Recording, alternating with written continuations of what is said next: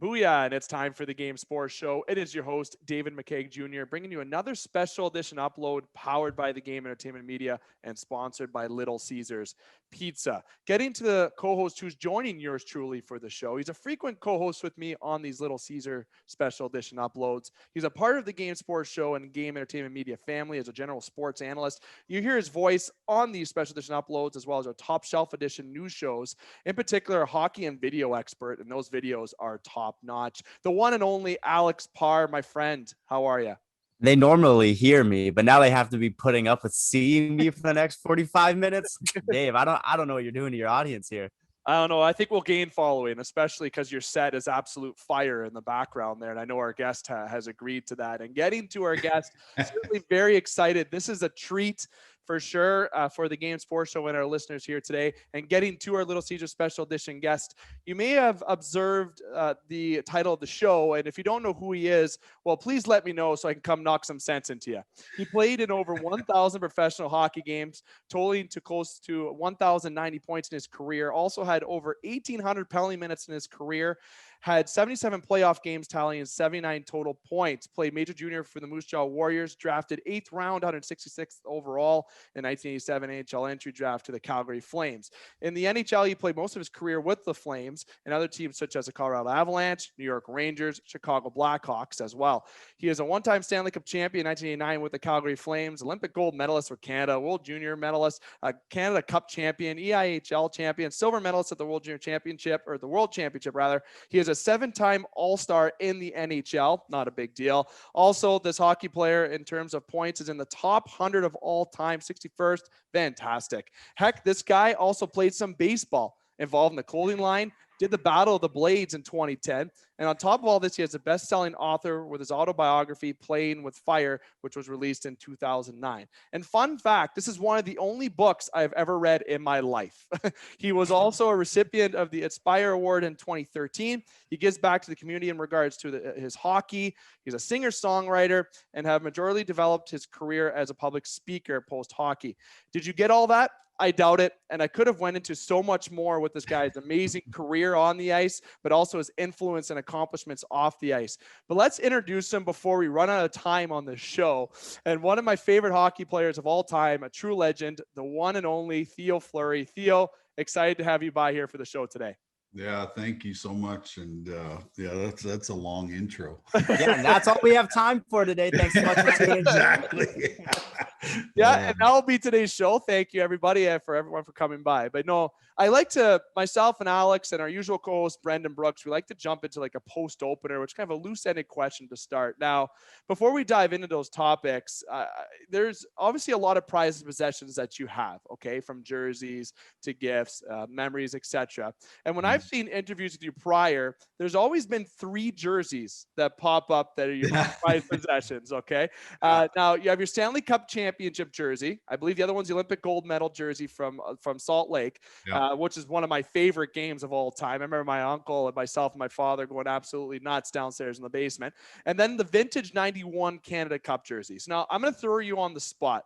If you had to choose one jersey, one out of those 3, which one would be your favorite and your top pick? Well, my favorite jersey I ever wore was the 94 lockout. I played in Tampere, Finland. Okay.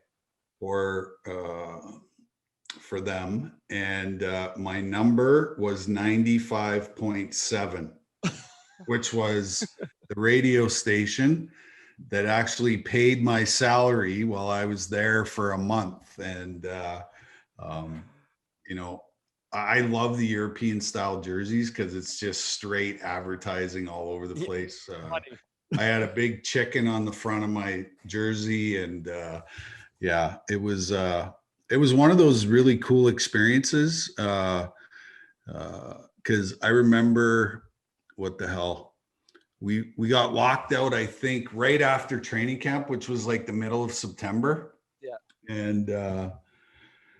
And so it was like the middle of November, and I called my agent and I said, you know what, man, my liver needs a break, because all we were doing were skating every day and then drinking at night, you know?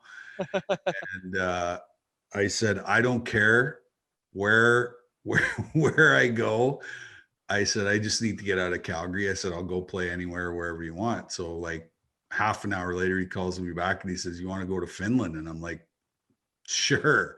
And I went over there and I don't know. Do you remember a guy named Yanni Oyenin who played for the Devils?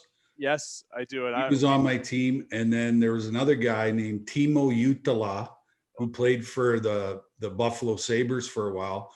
And they were the two NHL guys that were on the team there. And I had the absolute time of my life. It was so awesome to go and experience hockey in a different country. And the Finnish league it's an unbelievable league. There's so many great players, and all the Finnish guys were over there. Solani and Curry were over there, and Jyrki Lume was over there, and Yuri Lettinen and all those guys. So yeah, it was a lot of fun to be over there. So that was one of my favorite jerseys I've ever worn. But if I had to pick one of those three, oh man, like it's too hard. It's too hard to pick, because they were, all three of those experiences were, individual, in themselves. But I would have to say that, the 89 Stanley Cup jersey is probably the one that, that I cherish the most, And what did you find was the biggest difference playing in Finland compared to playing in North America? Well, the ice surface obviously is bigger, which was great for me because I was still, I was going to say, it was still fast back then, so it was good. But they play a very defensive type of game over there. It's more like soccer almost, sort of. It's a puck control, ball control, game. But the NHL is obviously way more physical, right? Because of the ice surface and the size of the guys. But I would say those are the two biggest, differences I saw between. And it was weird coming back and, stepping on the ice again for the first time. I'm like, we play in a fucking shitty small, it was weird, because it's 200 by 100. Oh. So there's 15 extra feet on each side, like width of the rink. Right. So I wish that I had that in the NHL with those big, dumb, slow defensemen that I was playing against at the time. Right. Because usually, in our era, there was a lot of hooking and holding and grabbing and all that. So I could have used that extra, 15 feet width, to get by those defensemen without getting hooked or hold or whatever. So. Yeah, those big guys, when I think of some of the old, I shouldn't say old timers because that's not the right word, but the ones that we're old timers. Vintage. I like that. Vintage. You should see us when we all get together. We don't talk about hockey. We talk about how stiff we are, and full of arthritis and, neck problems, back problems, knee problems, guys are getting their hips replaced, their knees replaced, so. See, when you mentioned a couple of those other guys from overseas, I saw Alex's head go, because you know what, Theo, I'm a 91. Alex is a 96. Seven. You're a 97. 97. A youngin'. So you're a young pup. Okay. So, I got the luxury of growing up to watch guys like Theo, Gary Roberts, and see all that. Those were certainly legends part. So you're getting a real treat today, okay? And the way the players are now, they're great. There's a lot of stars, of course, but some of those teams back in the 90s and the thousands, late 80s, they would have I think cleaned up a couple of these smaller teams. But nonetheless, Theo, I know they don't make hockey players like they used to. That's no, they do not. And we'll go back to hockey. I wanted to kind of transition a little bit, kind of call an audible and go with a little bit of the off ice to start. And then we'll go back to, of course, hockey. There's a lot of memories you'd like to get into. And just so little time, though. There's never enough time when it comes to the podcast, just like, but, going to that for a second, firstly, right off the stick, if you will, going a little pun, your Instagram. You had a post on May 14th, 2021, Brianne Brown quote, where you said, when we own our stories, we avoid being trapped as characters in stories someone else is telling. And this caught my eye, as she has an empowering short video. Actually, I don't know if you had the chance to check it out, but empathy versus sympathy. Yeah. Fantastic video. It's really short. I encourage everyone to take the 3 minutes and 35 seconds to check it out. And you mentioned in your TED Talk in Vancouver, individuals coming up to you after you wrote your book saying, "Me too." Yeah. And working with people every day that you're related to inside all this. And as a voice against trauma, mental health, the stigma, it must be something that assists you forward as someone who is a victor to have all this together. Yeah. It was interesting when I sat down to write the book, like, it was for very selfish reasons at the beginning. I just wanted to, put all this stuff on paper, take one last look at it. But even at the beginning, when I sat down to write the book, like, I only wanted to talk about my hockey career. And, fortunately, I had a very skilled ghostwriter that helped me, tell the whole story. And early on in the process, she made me feel safe, and I trusted her. And then it just started flowing. And then, 4 days before I was going to Toronto to launch this book, like, I was fucking shitting in my pants. Like, I was so scared and so afraid because I didn't know how all of you guys were going to react to what was in the book, right? And I also knew that I was going to go do a whole bunch of media at the same time, and I knew that the only thing the media would be interested in would be to re-victimize me as much as possible, right? But because I'm a smart and bright guy, I spent those 4 days on my computer researching every single thing I could find on the subject of child sexual abuse, because I wanted to get a story of hope and healing and recovery, out to the masses, because I was getting this amazing opportunity to do that. So sure enough, I show up in Toronto. I do like 300 interviews in the first 4 days that I'm there. I'm sitting on the big red couch with George, and I'm doing Sportsnet, TSN, all the major newspapers, magazines, morning radio shows, morning TV shows. And, just like I predicted, the only thing they were interested in was the gory details of my sexual abuse. But because I had been interviewed, thousands of times in my hockey career, I knew that I didn't have to answer the reporter's question, right, directly. And so I had, excuse me, I made a point of having 5 main points in every interview that I want to get across, to bring more awareness to the subject that sexual abuse is, one of the biggest epidemics on the planet. And so I achieved my goal. I got this great story out there, all this stuff. And so the next thing on the itinerary was the first book signing. And, my expectations for the book were really low. I didn't think anybody was going to read this book. And I thought I'd show up and sign 10 books and go to the next town and sign 10 books, so on and so forth. Well, I show up at the biggest Indigo chapter store in all of Canada, downtown Toronto on Yonge Street. And I walk through the front doors of the bookstore, and there's 400 people standing in line with my book. And I'm like, what the fuck are all you guys doing here? Because that was not my, expectation. Yeah. So I sit down at the book table, and, I start signing books, and out of the corner of my eye, I spot this guy in line. And he's got my book clutched against his chest, and his face is buried in the floor, and his sweatpants are dirty, his t-shirt's ripped, his hair is all greasy. And I'm like, I wonder what's up with this guy. So I follow him all the way in the line. He gets to the front of the line, puts the book on the table, looks me in the eye, and says 2 words: "Me too. Me too." And, I had no idea why I wrote this book, right?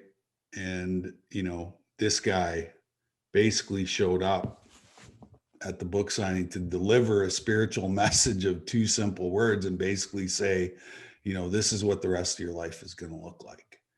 Because when I retired from the game, I had no idea what the rest of my life was look like. Because all I had was a grade 12 diploma from Vanier Collegiate in Moose Jaw, Saskatchewan. And I had more than half my life left to live. And I had no idea what the rest of my life was going to look like. And that guy showed up and told me, this is what the rest of your life is going to look like. And then, and then I went on the book tour. And I absolutely got run over by people. 5, 10, 15, 20 people were coming up at every book signing and saying, hey man, I read your book. You told my story. Me too. Hey, I saw your documentary. You told my story. Me too. And I've been doing this now for almost 13 years, and it's still every day somebody's emailing me or private messaging me on social media and telling me their story, or, saying, hey, I read your book, or I read an article, or I saw your documentaries, or whatever it is. And so, I became the poster boy for sexual abuse, and I was like, holy shit, I didn't want this to happen. Right. And so about, I would say 5 years into the journey, I switched from sexual abuse and just called it trauma in general. Smart.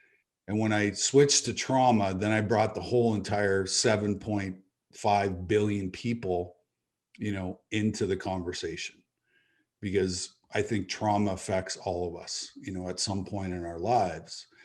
And then trauma has a direct impact on mental illness, and trauma has a direct impact on addiction issues, right? And COVID-19 isn't the biggest epidemic on the planet. Trauma, mental health, and addiction is the biggest epidemic on the planet. And there's so much stigma attached to all three of those subjects. And we've done a really poor job of creating safe places where people can sort of unload these horrific stories that they carry around with them. That's why we're seeing, especially during COVID, a spike in mental illness, a spike in suicides, a spike in opioid overdoses and opioid deaths, and all of that. And so, I would say of the 13 years, this has been my busiest year. This has been the most challenging year. It's been the biggest learning curve, all of those things. And so, I feel very grateful and very fortunate that people do trust in me to seek me out and tell me their stories. Well said, Alex. Now, what sorts of advice where, let's say, I'm seeing Dave struggling on a day-to-day basis, what can I do? What's the first kind of step that I can take without maybe crossing a line that I shouldn't? Yeah, I think that, honesty is always a great approach. Say something like, hey man, I see that you're struggling. I see that, and I just want you to know that, when you're ready to deal with all of this, that here's my number. You can call me anytime of the day, and I'll be here for you. Now, is this something that after you kind of opened up about your experiences, you saw, I know you said a lot of people coming up to you in line, but are former players trying to talk to you about things like this and said, hey, like, this is something that I wasn't comfortable with in the locker room, but you're kind of making it more of an open book for us now? Yeah, I would say that there's still a lot of guys out there that struggle with, opening up. They got to be tough, right? That's the We're sort of all old school kind of guys, but the key to all of this is vulnerability, right? And I told my story in a very vulnerable way, and I think that's why it had such a huge impact, was because I was as honest as I was. And there was really not a whole lot of fluff in that book. It was real, it was in your face, and every page was a page turner. Sure. And I just laid it all out there, and And a lot of people connected with that vulnerability, right? And to me, vulnerability creates safety. And then when you have safety, that's when the magic of healing happens for people, is when they feel safe, And as an advocate and an activist in this space, I fight stigma every single day of my life. This is about stigma, and especially in the mental health space, we've done a really poor job of how we approach mental illness, because most mental illness campaigns start with 1 in 5 Canadians suffer. And I'm like, why are we shaming the one person who has mental illness? And in my experience and in my research in the last 13 years, it's 5 in 5. It's all of us. Everybody. And if we're going to tackle the biggest epidemic on the planet, it's going to take all of us, And so we're adding to the stigma by making that statement, And basically we're telling the other 4 out of 5, you guys are okay, when they're really not, Great point. And so, I'm trying to change the conversation every day that, that mental illness is a part of everyone's life. And, but here's the deal, and the reasons why it's at this, these epidemic proportions is, the mental health system is completely run over, right? And there's not enough skilled people in the space for the amount of people that need help. And so, as an advocate, I try to create other advocates. So I take people through their journey, get them well, get them functioning. And then what happens to them? Then they become advocates. And then they want to help other people. And so I'm a big proponent of peer-to-peer counseling, is if you have the experience and you've come out on the other side and you're doing well, it's time for you to step in and help somebody else achieve what you achieved, right? And so, that's what we need more of. Couldn't agree more. You know what? And honestly, outside of doing the business that I'm currently doing with the show and the business, I am in a human resources field and a management level. And there's a lot of things that I've been exposed to. And you said it right on the head there. The biggest epidemic is the mental health. And, listening to your tape, saying it flat out, like all the footage that I've seen from you over the years and reading the book, you were raped over 150 times in the couple of years that you were in junior hockey. And you know what? It made me think of something to kind of bring forward to you where, as a hockey player, outside of the incidents that happened over those couple of years, to lead to the next question here. As a hockey player, you were told, and experts always said, right, that you were too small. Your size would hinder you to be successful in the NHL. It turns out you obviously proved them wrong in the best fucking way possible. Okay. Mm-hmm. You worked hard to be successful on the ice. Is it fair to say that you went against the odds, with being someone who was milliseconds away from suicide, or being someone who kept the guilt and anger inside and emotions inside, to persevere by starting with the book to get your story out, go against the odds, and then show courage by doing so with all that to now be at the stage that you are? Yeah. Well, pain is the greatest motivator we have for change. Okay.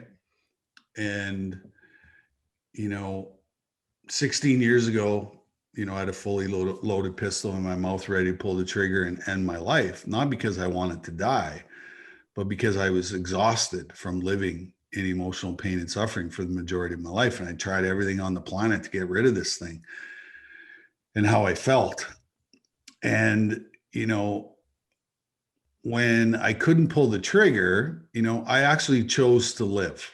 Okay. Yeah. And when I chose to live, I had no fucking clue how to live life on life's terms, right? All I knew how to do was cope. And so I had to take that will to live and absolutely change absolutely every single thing about my life. Okay. And, I got sober, what is it? 5,743 days ago, I got sober. And that started me down the road and started me down the path of healing and really taking a look at, what happened. Right. And it was because I was in so much emotional pain that it was the catalyst for me to get better, to get well, because I didn't want to die. Right. And I knew I was going to die. If I kept drinking, if I kept doing drugs, if I kept hanging out with the people that I was hanging around with, I knew I was going to die. And then this story would be a very tragic story, tragic ending. And I didn't want that. I knew that I was better than that. And then the book opportunity came, went through that whole process. And then as I was out on the speaking tour, I met this lady named Kim Barthel. Yep. And in Winnipeg, of all places, and we were both speaking at the same conference. And usually when I go to events, I just sort of sit in my hotel room until it's my turn to go do my thing. And then I go do my thing. And then I go back to my room. But for some reason, I felt compelled to go listen to this, this woman speak. And, and I didn't want to disrupt the conference or whatever. So I put on my best disguise and I snuck into the back of the room and I started to listen to this lady speak. And I was absolutely blown away at the information she was providing to the audience.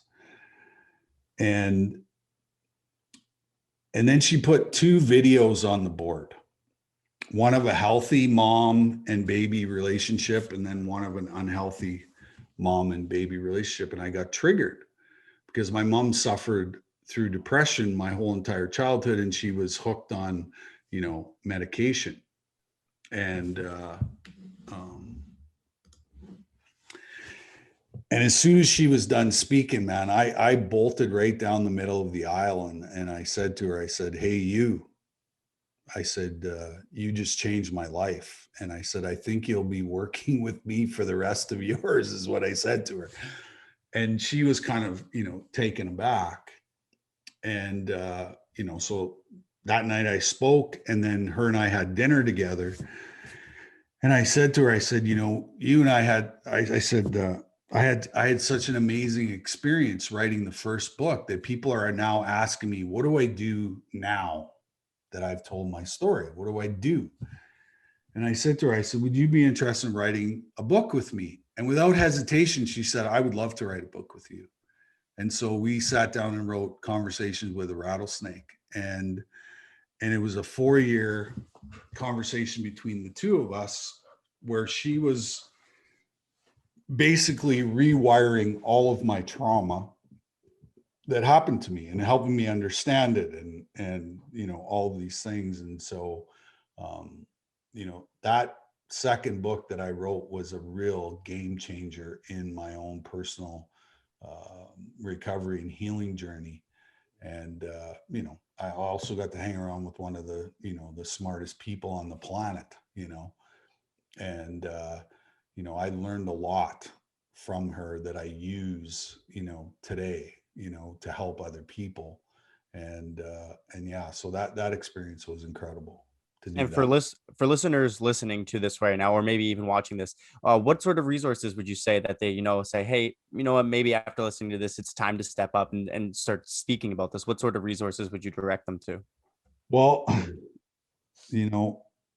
when you're trying to find somebody to tell your story to, I think that person has to be someone outside of your sphere of influence. Yep.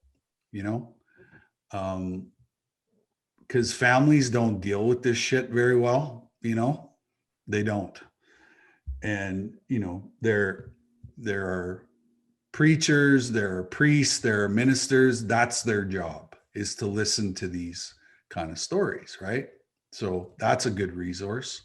Finding a group of people, that are, recovering from trauma is a good place to go too. because everybody understands. There's no judgment. There's no, everybody understands. And it's really about creating that safe space and that safe environment for you, right? And then, healing is a 3-step process. It's physical, it's emotional, and it's spiritual. And those are the 3 things that you need to work on, right? And there are 10,000 different ways to do that, and you just have to find your formula that sort of keeps you sane one day at a time, right? But for me, the spiritual aspect of recovery, I believe is one of the most important things, because when I'm spiritually connected, I'm invincible, and that's what I always try to, to teach is, finding something greater than yourself that can restore you to some sort of sanity. Right.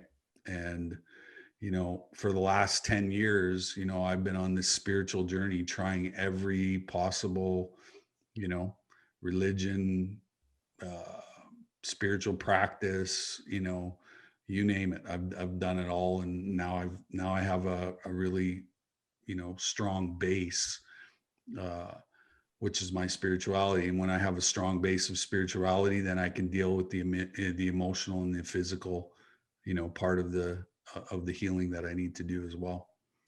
That is literally fantastic. And when you transitioned into the second book that you did, that was the other thing I was going to dive into. And you know what, I'm going to encourage listeners, as I said, for people that don't know who I am, or people that do know me, reading something is not a thing. I've never been a fan of like watching something opposed to that.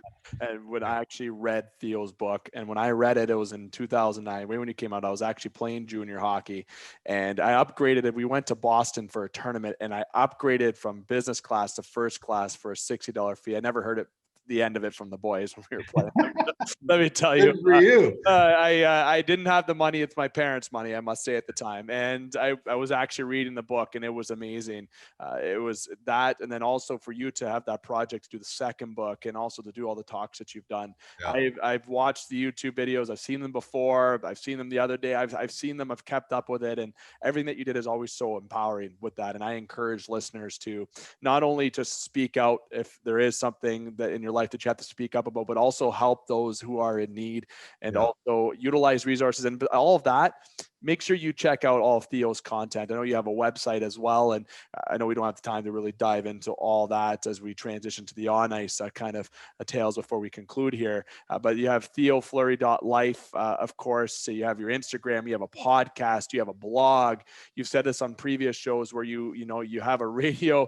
You're on all these platforms that are available for people to hear your story and have that sense of encouragement to. These podcasts have been amazing for, doing a lot of the promotional stuff that I do. So I try to do as many other podcasts as possible, right? Because you never know who is listening and who you're going to, influence, and so, I always encourage, my former players and people that, if you get asked to go on a podcast, go on a podcast.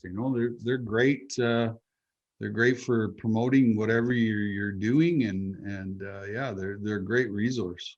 They are awesome. I could say jokes aside, that it wasn't my name or the Alex's name that just got you on the show, but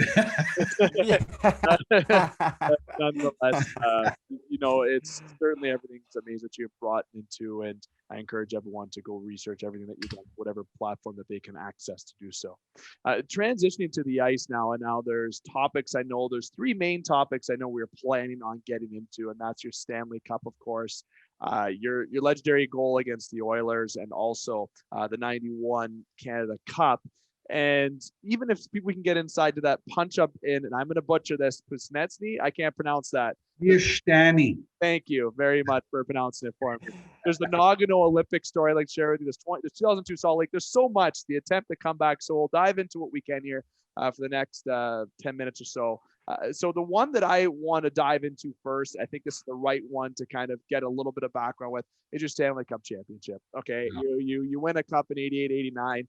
You were still young into the NHL at that current point. Your team was absolutely unbelievable. Dougie Gilmore, the killer, Lanny McDonald, Gary Roberts, Mullen, Neuendijk, Vernon. Like, who wasn't on that squad almost, it seems like. And of course, Leaf fans that are listening, Doug Gilmore, one of the best favorite Leafs of all time. Gary Roberts is actually one of my other favorite players of all time, next to yourself, Theo, and Vincent Lecavalier, fun fact, is the other one. But besides that, Theo, you mentioned in years ago back with George Stroumboulopoulos, and I'm happy that you mentioned us sitting on the couch with George, that the LA Kings that won the Cup reminded you of that team. You mentioned they were strong. And is it fair that despite being a successful team all year, that your team was actually just built for that playoff hockey as well? Yeah. Well, Badger Bob Johnson came to Calgary, and, they basically built that team to beat the Edmonton Oilers, because they knew if they beat Edmonton, that, that would be their best chance to get to the Stanley Cup final. And, they did accomplish that feat in '86. Steve Smith shot the puck in his own net. And Calgary ended up losing to Montreal in '86. And so, when I got to Calgary in 1989, I'd come with a pretty big resume from junior, and, I was leading the International Hockey League in scoring when I got to Calgary. And basically I was the fourth line centerman on the Stanley Cup, winning team. And, but it was a role that was really kind of easy for me to play. Because I wasn't expected to score. I didn't have to score. I played with two big oak trees on either side of me, when, Timmy Hunter and Brian McClelland. And, what was interesting was, people don't realize this, that, it was fun to play on the fourth line, because I got to play against the other team's shitty fourth line. Okay. All right. Yeah. And, it takes 16 wins to win a Stanley Cup. Yeah. And our line in that run produced 6 game-winning goals, because we were playing against the other team's shitty fourth line, and a lot of people don't realize that, when you have a solid team like that, if the first 3 lines cancel each other out during the game, the big advantage is going to happen, if you have a really awesome fourth line. And we had a really awesome fourth line. And sometimes Yuri Hrdina, was in and out of the lineup and played, on the left side as well. And he was a great, great player. But that whole entire team, I'll tell you, I could not have been mentored by a better group of people, from top to bottom, from the ownership group to Cliff Fletcher and Al Coates and Al McNeil, and, all the players, and, the staff was incredible. And, not only were we a great team, but, top to bottom, the quality of human beings that we had was second to none. And I think that's probably the biggest reason why we won, was the quality of people, not the quality of play, and, it was an unbelievable experience. I still live in Calgary for that exact reason, that, this is a great hockey town. We are treated very, very well here in Calgary, being the one and only Stanley Cup champion in the 40 years that the Flames have been in Calgary. So, and we have an amazing alumni group too. We do lots of charity work and lots of fun stuff together. So, and I think there's like 9 of us that played on that Stanley Cup team who still live in Calgary. So. Hey man, as a Leafs fan, if you're saying to put Austin Matthews on the fourth line to give them an advantage, I'll take anything at this point. See, and we got a couple more in terms of the hockey things we'll get to before we get to the wrap up, Alex. I won't take the whole air time here. I'm pretty bad for that when it comes to it. I get excited. So I'll get you. Well, you know what? I do have lots of time, so we can go for as long as you want. So. Oh, that there. Okay. Well, Alex, take the next topic. We'll get into what we can here. I just want to know about the punch out in Pishni. Pishni? Closer than Dave? Piashtani. Pishtani. I just want to know your account of it. Because, I mean, as much as we can go and see the TSN highlights of it and they play it through, I mean, just, okay, take me through from the moment you're going out on that ice. I'm sure you know that a bloodbath is waiting for you even before the puck's dropped. Well, here's the scenario. Okay. So the World Junior Tournament has completely changed how they get to a champion. Okay. Back in our day, it was you played every team, round robin, team with the best record wins the gold medal. Okay. So we had an okay tournament and we got to the final game against the Russians. And the Russians had the worst tournament they'd ever had at the World Junior up until that point. And even if they beat us, they could finish no higher than 6th. Okay. And we had to beat them by 4 goals, I believe, in order to win the gold medal because it got to the math part, you know. And so we were well on our way to achieving that goal. And the game was dirty, chippy, crazy stuff was going on. And, you know, I would say probably we had one of the toughest World Junior teams ever assembled. And that wasn't our first brawl of the tournament either. No, it wasn't. Because we went to a place called Engelberg, Switzerland for 3 or 4 days to have like a mini camp before we went to Slovakia to play in the World Junior. And we were playing a club team in an outdoor arena exhibition game. We brawled them. And then we brawled the Americans in warm up at the tournament. And then we brawled the Russians in the final game. And so what happened was Everett Sanapas, who was a first round pick of the Chicago Blackhawks, him and this Russian guy during a breakage in the play, you know, were yelling and screaming at each other. One guy in English, the other guy in Russian. So I don't know what the hell they were talking about. And then all of a sudden, Sanapas just hauls off and drills this guy in the head with his glove on.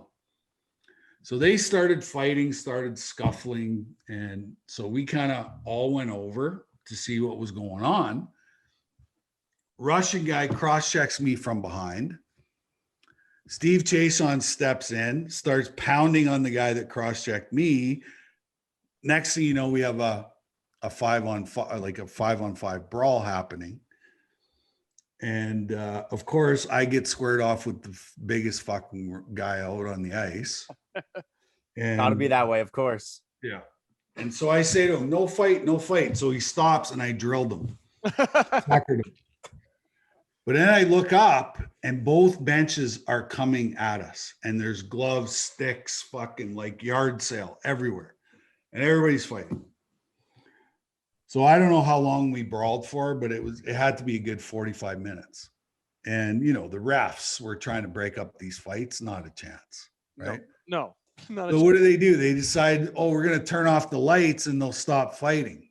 Well, they turn off the lights. We kept going at it. And I think it was out of pure exhaustion that we stopped fighting. So then we kind of clean up the ice and we're all sitting in the dressing room, you know, getting ready to go back out on the ice. And I'll tell you this, back at home in junior hockey, this was happening every night. Yeah. There was either a line brawl or a bench clearing brawl every night in junior hockey. So we thought, you know, we were going to go back out on the ice and play. And Dennis McDonald, who was the president of the Canadian Amateur Hockey Association, which is now called Hockey Canada, comes into the dressing room and basically says, all right, boys, get your gear packed up. We've been kicked out of the tournament. And we're like, what the hell's going on? You know? And so, yeah, So we ended up sleeping on our hockey bags in the Vienna airport and caught a flight back to Canada the next day. And we get to Pearson Airport and we get off the plane, and there had to be 300 reporters and cameras and everything, waiting for us when we got off the plane. Right. And yeah, the rest is sort of history. But I love what happened the year after. Is we went right into Moscow, into the Soviet Union, and the Russians had a line of Fedorov, McGillney, and Bure. And we beat them 3-2 in the same rink that Paul Henderson scored the goal in 1972. And Wild. we won the gold medal right in their backyard. So wild. And Joe Sakic was our fourth line centerman on that team. Legendary Joe Sakic. Legendary Joe Sakic. If no one knows who he is, I don't know why you're even tuning in right now. Yeah. I don't know why you're tuning in right now, nonetheless. And there's a funny story that I was even going to dive into that kind of all connects, I think, the international play. And it stems from the 98 Nagano Olympics and goes to 2002 Olympics. So with the 98, it was a tough loss for Canada. But I bring this up because I have a funny story about it in regards to actually Walter Gretzky, the late Walter Gretzky. And he took time to have dinner with me when I was young, and I was participating in one of his tournaments in Brantford called the Walter Gretzky Hockey Tournament. And it was the second year I was there, and we kept in touch through pen pal, and I felt like it was cool, right? I was Walter Gretzky's pen pal, talking to him. It was the advice that he gave, and just kind of all the stories that he wrote down. I wish I kept those letters. I have no idea where they are. My dad must have them somewhere. We've tried to find them, can't find them. Don't shake your head at me, Alex, too much. But the stories I'll never forget. But he mentioned how Wayne sat on the bench shaking his head for an extremely long time. Let's put it that way. And Walter mentioned the reason why Ray Bourque went ahead of Wayne to shoot was because of how good of a target shooter he was. That was the explanation that Walter gave, that why Wayne was sitting on the bench and Ray Bourque went. And Ray Bourque's a legend, and his Stanley Cup win is the most iconic thing that I can remember in a Stanley Cup victory.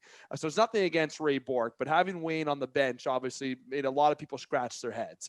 Now, of course, that being a tough loss, you transition into 2002, where Salt Lake City, okay, and that is literally the most iconic Olympics in my eyes. No offense to Crosby's golden goal in Vancouver. There's a lot of big moments, but you defeat the States. It's not the first time that you beat the States in the international final. So that's exciting. I know some U.S. listeners might turn off the show now. But that team was amazing, right? Joe Sakic, your fourth line center in the World Juniors. Stevie Yzerman, Lemieux, yourself, Blake, Lindros, Niemeyer, Shanahan, Correa, McInnes, you name it. All right. And your goaltending, Brodeur, Balfour, and Joseph were the two. And I think Joseph started that tournament. Yeah. And then Brodeur took over, actually, because Joseph struggled that first game. And Olympic watching records were broken. But how good did it feel to put that gold medal around your neck, winning that gold, and also the sweetness of what happened in 98 to have that happen in 2002? Yeah, it was, well, the simple fact that we hadn't won a gold medal in 50 years of playing hockey at the Olympics was mind blowing, right? Yeah. And, to have Wayne take over the team, and we learned a lot from the Nagano experience, and I think the biggest thing that we learned was make sure that the families were taken care of so that we didn't have to deal with any of the, the stuff. And so basically Wayne hired Pat Quinn's daughter to take care of all the families. Okay. And all we had to do was just focus on playing hockey. And the team that they assembled was, and here I am. I'm a fourth line right winger on that team, but guess who my centerman is? Joe Nieuwendyk. Yeah. And guess who my left winger is? Brendan Shanahan. 3,000 NHL points, 1,600 goals in the NHL. That's your fourth line for Team Canada at the Olympics. So how the fuck are you going to lose with that? you know, You're not. you know. And what was interesting was, you know, Mario's back was so bad that like he had to have somebody tie his skates before the game. Wow. Like Stevie Eiserman was basically playing on one leg at the same time. And but you know, that team was just, it was ridiculous. No, that's a dream team that you put in a video game together. Yeah. It was incredible. I remember the first practice. You know, guys were throwing 100-foot wide saucer passes that were just landing right on your stick, you know. And then the guys would go in, light up Brodeur and Balfour. And I said to Paul Korea, who I was standing in line with the drill, I'm like, are you fucking watching this shit? Like, this is crazy. Yeah. This is insane, you know? And was there a buzz in the locker room that was just like, yeah, we got this. We're winning. Come on. Well, what was interesting was, you know, the first 3 games, we were fucking awful. Like, we were terrible. Remember that? We were terrible. Yeah. You know? But I think we knew that the first 3 games was just all about seeding, so it didn't really matter, right? But that third game that we played in sort of the round robin against the Czechs was an unbelievable game. Like, it was an unbelievable game. And, you know, and then soon as the quarterfinals came around, everybody just kind of was like, okay, boys, it's time to do this, right? It's time to clock in. Yeah. And, you know, we got a break too when Belarus beat Sweden, right?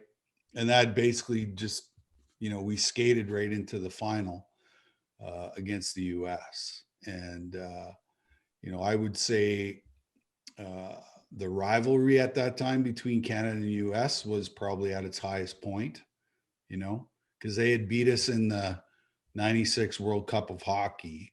And so we needed some revenge. And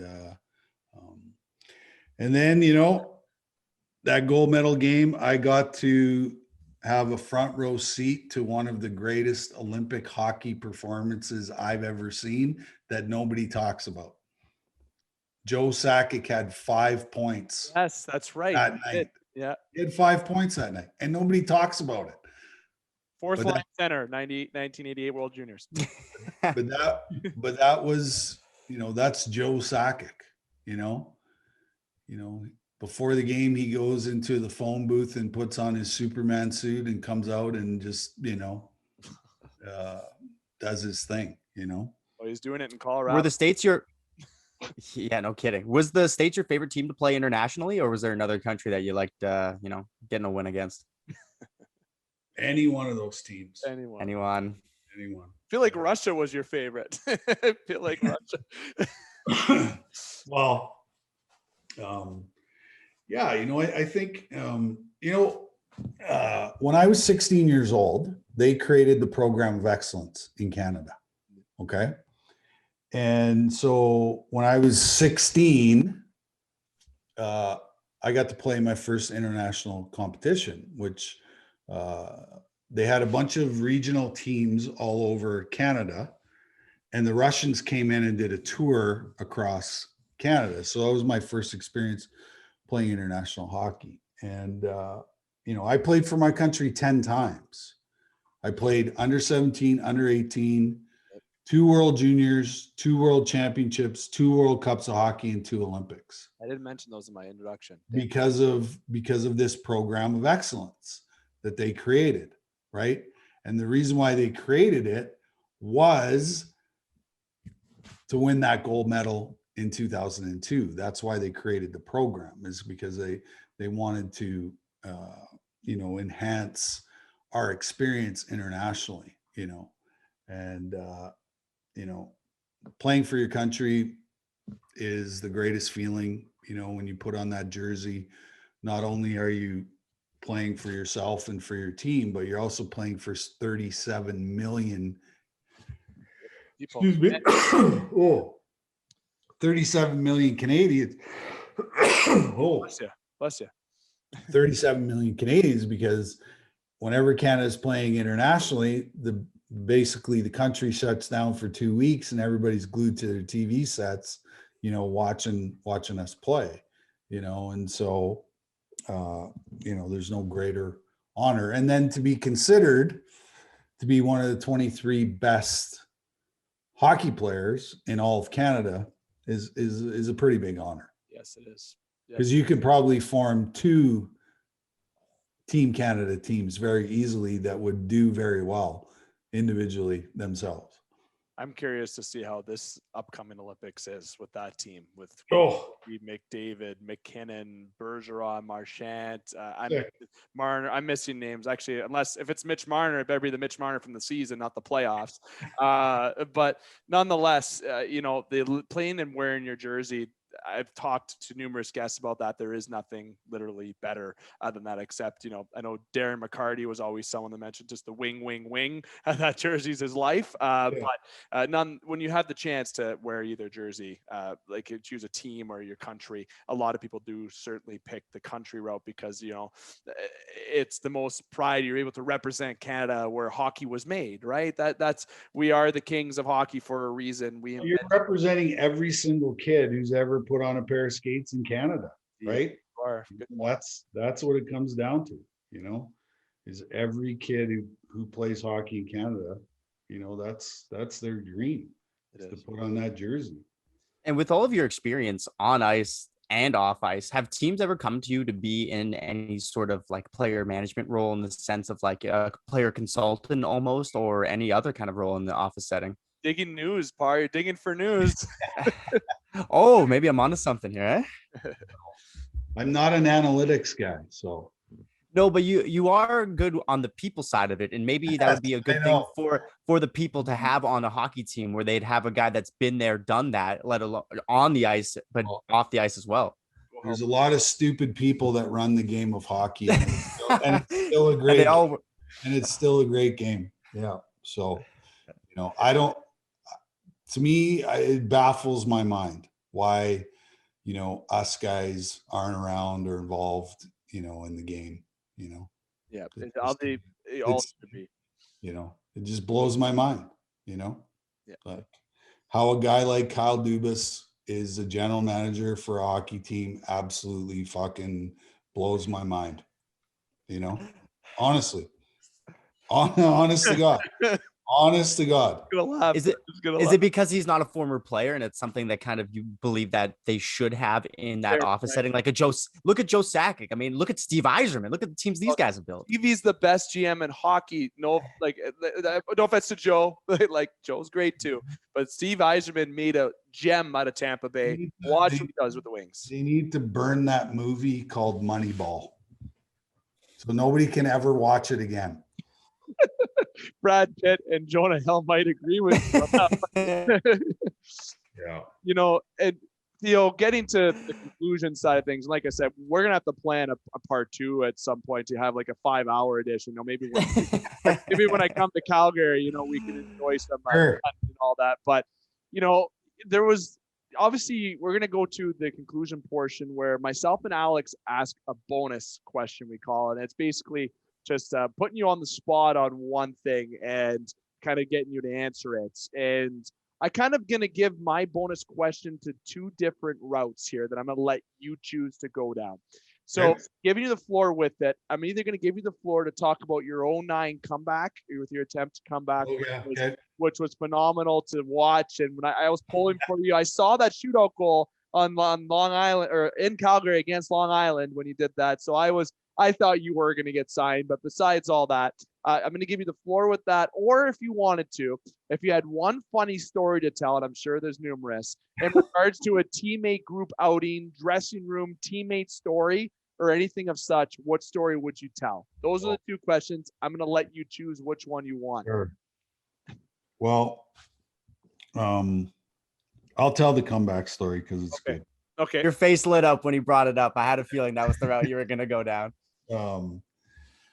So I had started a concrete business in Calgary shortly after I moved back to Calgary, and the recession hit hit us hard and wiped out my business. And so I was in the process of writing the book, and the book was about to come out in October. And in February of that year that was leading to the September, comeback, I was 225 pounds. I was, out of shape, and, I left the game, not the way that I wanted to leave the game. And so my ex-wife at the time, we were sitting at the kitchen table, and I said to her, I said, I think I'm going to make a comeback. She came, what are you talking about? I said, yeah, I think I'm going to make a comeback. I'm going to try and play one more year in the NHL. And she's like looking at me like you have two heads. Yeah. So anyways, next day I hired a trainer, I hired a nutritionist, and, I started down this road, down this path. So about, I think it might have been a month before training camp, I was at home and my phone rings, and it's Daryl Sutter. And Daryl's like, he goes, hearing rumors about you getting in wicked shape, and, you're trying to get it reinstated, by the NHL. How's that going and all that? And I said, well, I don't know, if I'm going to get reinstated before training camp or not. And he said, well, if you do, we would love for you to come to training camp. Okay. So, I'm going through the process of reinstatement, and, the night before training camp, I'm in Phoenix, Arizona, meeting with Gary Bettman and Bill Daly, because all that shit was going on in Phoenix at the time. Right. Yep. And, so I sit down with Gary, and, he says, love everything you've done, and, how you turn your life around. And he says, I'm going to reinstate you. So I'm like fucking scrambling, trying to find a flight back to Calgary so that I could get to training camp the next day. Right. So I managed to get on a flight, and in between connections, I called Daryl, and I said, Daryl, I'll be at training camp in the morning. He's like, really? He said, yeah, I got reinstated. So it was weird because, I'd driven down to the Saddle Dome, I don't know how many times in my career. And, I show up at training camp, and, I do the fitness test, and out of the 52 guys that were at camp, kids that were like half my age. Okay. I finished 11th out of the 52 guys that were at training camp. So I lost 45 pounds in 9 months. Okay. And my body fat went from like 22% to like 8. Wow.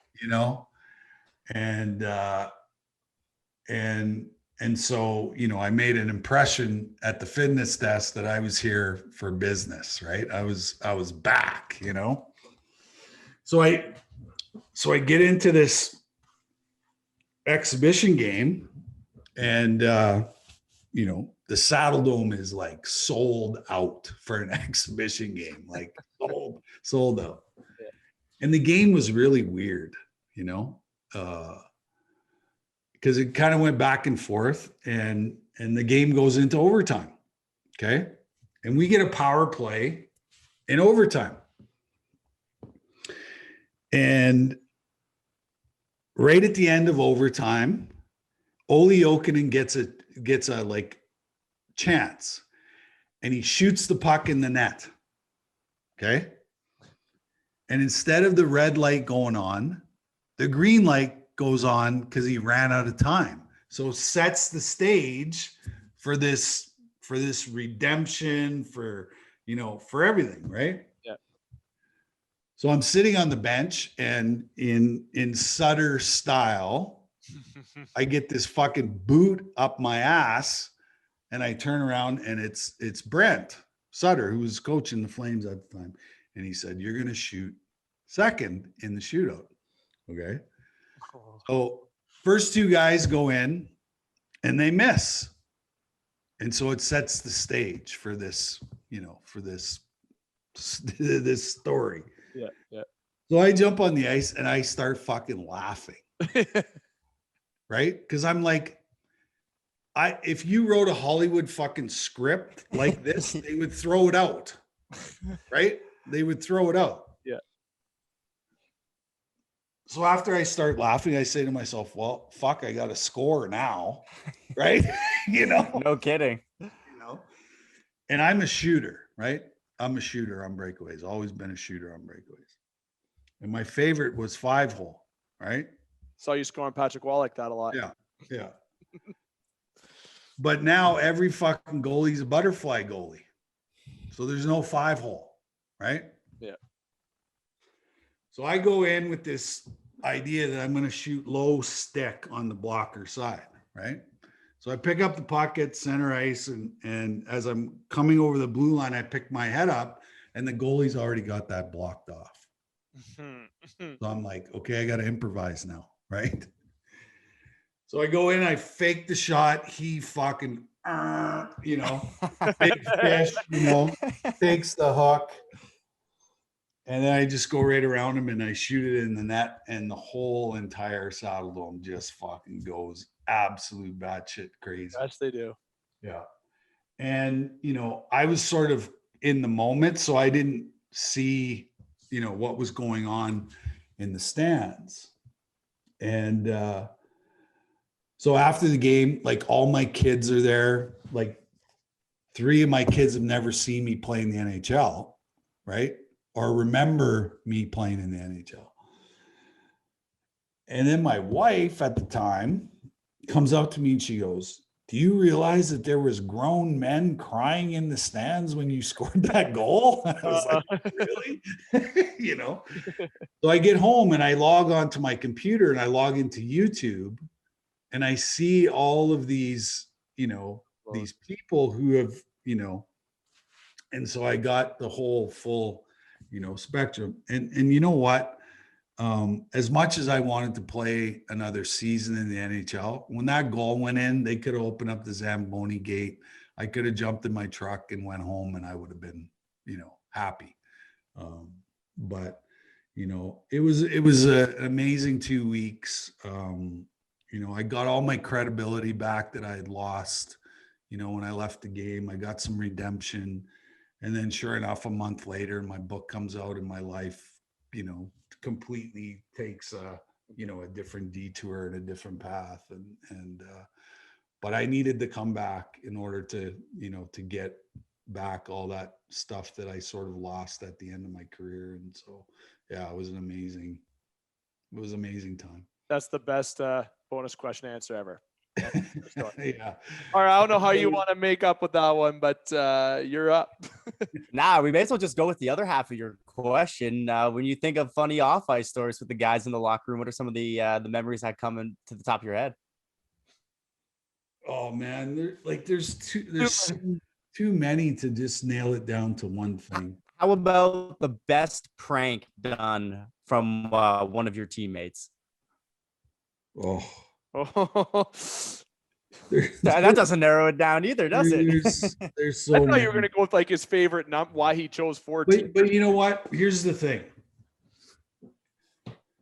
I would say my whole entire experience in the 15 years that I played in the NHL is what I remember the most, because wow, that's a good. Every single day of my life, I was told I was too small, that I was never going to make it. Okay. And not only did I play more than one NHL game, I played 1,000. Yeah. And for 15 years, I got to do something that I absolutely love to do. And they actually paid me to do it because I would have done it for free, Wow. And because of that, I had all these incredible winning experiences in the game. And, from the World Junior to, even winning a Turner Cup in the minor leagues, like the reason why we play the game, the reason why you sign an NHL contract, and it doesn't say it in the contract, but you're paid to win. Okay. You're paid to win. Tell some other teams that are currently active that, Theo, please. Right. Okay. Right. And to me, my whole entire life has been about winning. Right. And it's those winning situations that, that have carried me through my whole entire life. Right. Because I get addicted to the process of winning in whatever way, shape, or form. And so, how ironic is it that I'm, the face of the biggest epidemic on the planet, which is trauma, mental health, and addiction, right? And I don't feel out of place. I feel very comfortable in this space because of all of these experiences that I've had in my life. And I know how to build teams, okay? And I'm building the greatest team ever assembled in the history of our planet. And that's people who suffer from mental illness, right? And so I know what to do. I know what to do. And I know what Wayne would do. I know what Mario would do. I know what Joe would do because I learned from those guys, right? I got to sit beside them. I got to pick their brain. I got to watch them and see how they reacted with different people and different organizations and all that stuff. And so, like, I lived the dream. I lived every Canadian kid's dream who, dreams of playing in the NHL. And did it exceed my expectations? 100%. What I experienced, not a lot of guys have experienced what I've experienced. Right. And so, if you ask me about one story, I have 10 million stories, and it's funny because, the last thing in the process that happens when you win, they give you a ring and they put a medal around your neck. What I love is all the stuff in between that leads you to that place. And as a retired athlete, guess what? People want me to come to their events and talk about the middle part. Yeah. Right? Yeah. And so that's why I cherish all of the process that happened along the way to get to those places where they put the medal around your neck, because that's what matters the most. Doesn't matter. And I'll say this one last thing.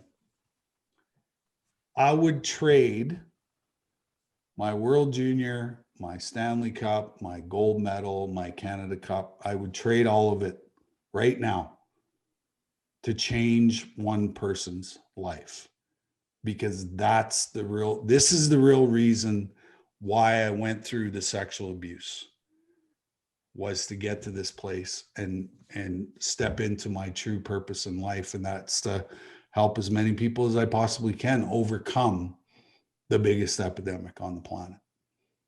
Well said. Right? Yep. Because I think that's why we're all here. We're all here to help each other. That's right. Right? We're all here. And those negative experiences that we have in our life are teaching moments. Right? Pain is the greatest motivator that we have for change. Right? And it's our job and our duty when somebody's at the lowest point of their life is to be there for them and help them get to the other side. Fantastic. Two great answers.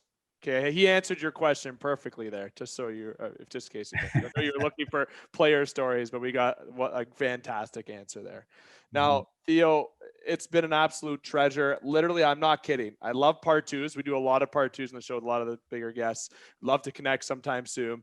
I do hope to travel more when this lockdown 17.7 is done in Ontario.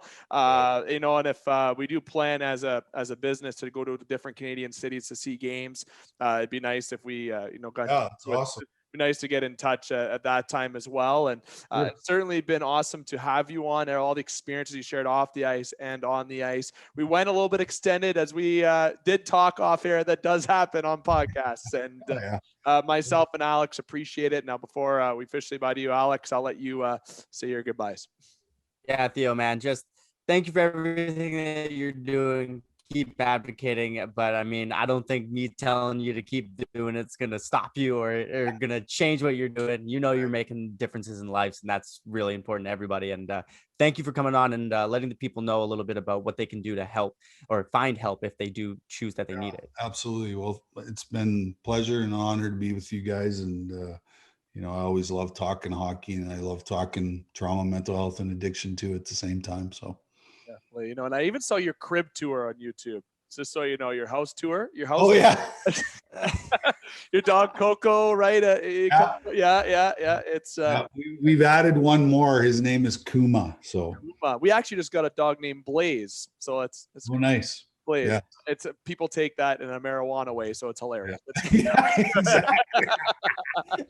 Nonetheless, again, thank you, Theo. And of course, you can find Theo has a podcast, he has a blog, he has a website, theofleury.life. There, you can search him on Google. You can reach out to me if you want to get connected to him.